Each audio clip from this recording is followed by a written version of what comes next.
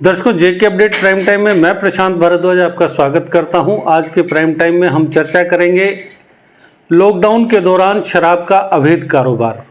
Lockdown क्या लगा शराब के आदी लोगों के लिए परेशानी का एक ऐसा माहौल तैयार हो गया कि उन्हें रोज शाम को ये इंतज़ार रहता है कि शायद कल लॉकडाउन खुल जाए। लॉकडाउन की आड़ में शराब का अवैध कारोबार फल फूल रहा है और रोजाना लाखों रुपए का जो अवैध शराब है उसका कारोबार चल रहा है। अगर हम अंग्रेजी शराब की बात करें तो पंजाब से रोजाना जम्मू कश्मीर में शराब की बोतलें लाई जाती हैं और वो सब कुछ एक्साइज डिपार्टमेंट और पुलिस की नज़रों में आने के बावजूद लगातार जारी है। वहीं दूसरी ओर जो शराब माफिया है वो देशी शराब के कारोबार की ओर मुड़ गया है। जो काम पहले छोटे लेवल पर किया जाता था देशी शराब का, वो अब बड़े पैमाने पर किया जा रहा है। इसकी गवाही रोज पुलिस द्वारा मारे गए छापे में मिल रही है कि किस तरीके से लाहन जो देशी शराब का प्रारंभिक रूप होता है उसे नष्ट किया जा रहा है। अरनिया हो या बिश्ना हो या जम्मू डिवीज़न के और अन्य इलाके, वहाँ पर लगातार पुलिस दबिश दे रही है और अवैध शराब की भट्टियों को तहस नहस कर रही है। अब ये अलग बात है कि वो भट्टियाँ एक दो दिन बाद फिर से सुचारू हो जाती हैं और उसकी वजह क्या है, आज हम इसी पर चर्चा करेंगे। मैं आपको बता दूं कि लॉकडाउन की वजह से जब सबसे बड़ा इफेक्ट शराब पर पड़ा तो देश के कई राज्यों में जो शराब के आदी हैं, जब उन्हें शराब नहीं मिली तो किसी ने स्प्रिट पी, किसी ने सैनिटाइजर पिया और इस वजह से बहुत से लोगों की जान भी जा चुकी है। पिछले दिनों एक साथ 7 लोगों ने सैनिटाइजर पी लिया क्योंकि उन्हें शराब नहीं मिली थी, तो और उन 7 की मौत हो गई।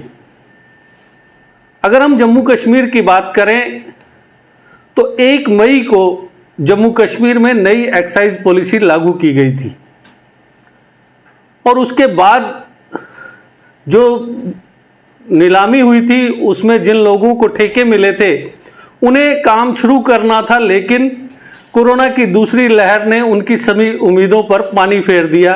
उनकी उम्मीदों पर पानी तो फिरा, साथ ही जो शराब के आदी हैं उनकी भी उम्मीदें धराशायी हो गई, क्योंकि जो दुकानों पर जो चल रही थी पिछले लाइसेंस के तहत उन पर जो स्टॉक था वो उन्होंने किसी तरीके से खत्म कर दिया था और जो शराब के आदी है उनके पास जो स्टॉक होता था वो स्टॉक भी खत्म हो चुका था। और दूसरे जो नए ठेकेदार आए थे, नए ठेके खुलने थे, अभी उसका जो फैसला चल रहा था, अंडर प्रोसेस था और अचानक लॉकडाउन लग गया। इस वजह से उन्हें अपना कारोबार शुरू करने का मौका ही नहीं लगा और उसके जो सबसे बड़ा खामियाजा भुगत रहे हैं मदिरा प्रेमी, शराब प्रेमी लोग।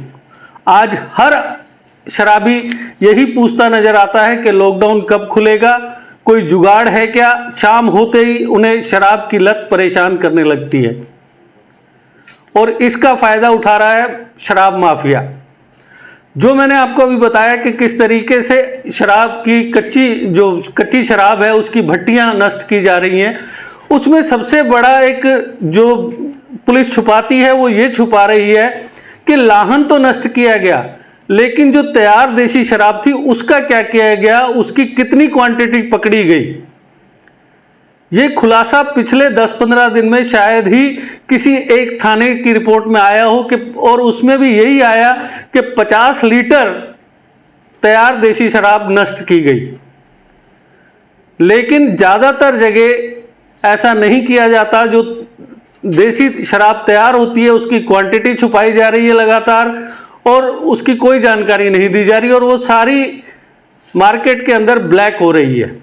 जम्मू कश्मीर के प्रवेश द्वार लखनपुर से जो अवैध शराब पंजाब से लाई जा रही है उसके खिलाफ एक्साइज डिपार्टमेंट ने हालांकि अभी तक कोई कार्रवाई नहीं की है, लेकिन डिस्ट्रिक्ट पुलिस कठुआ लगातार अवैध शराब की खेप पकड़ रही है। अगर हम बात करें मौजूदा वक्त में शराब का रेट क्या है, शराब की कालाबाजारी कितनी हो रही है, तो जो देसी शराब की बोतल 100 रुपये में मिलती थी वो आज 800 रुपये में मिल रही है, यानी 8 गुना ज़्यादा कीमत पर देसी शराब मिल रही है।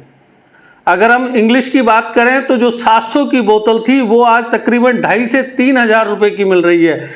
और बड़ी हैरानी की बात है कि लॉकडाउन में जब सारे कारोबार ठप पड़े हुए हैं, लोगों के पास कोई काम धंधा नहीं है, उसके बावजूद जो अवैध शराब का जो कारोबार है वो लगातार फल फूल रहा है। और जो शराब के आदी हैं वो 100 रुपये की बोतल 800 रुपये में खरीदने को भी तैयार हैं। और जो इंग्लिश वाइन पीते हैं उनके लिए 800 की बोतल के 3,000 देना मामूली बात है।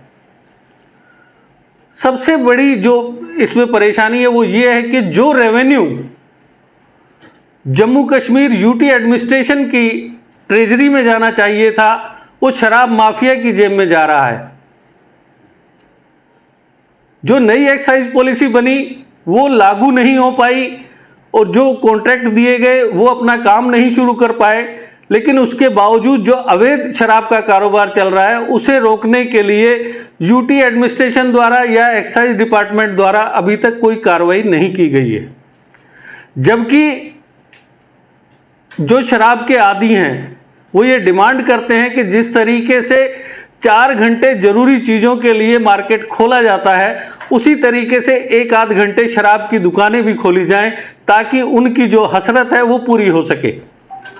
अगर सरकार को अपने रेवेन्यू को पूरा करना है, जो नुकसान उसे लगातार हो रहा है, तो उसके लिए कोई नई नीति, कोई पुख्ता नीति सरकार को तैयार करनी चाहिए। तो दर्शकों, आज के प्राइम टाइम में बस इतना ही। कल फिर किसी नए मुद्दे पर आपसे चर्चा होगी, तब तक दीजिए इजाजत। नमस्कार। जीके अपडेट रहे हमारे साथ। अगर आप ये वीडियो YouTube पर देख रहे हैं तो हमारे YouTube चैनल को सब्सक्राइब करें और बेल आइकन को क्लिक करें। अगर आप ये वीडियो Facebook पर देख रहे हैं तो हमारा Facebook पेज लाइक जरूर करें। For advertisement please contact 7051091811।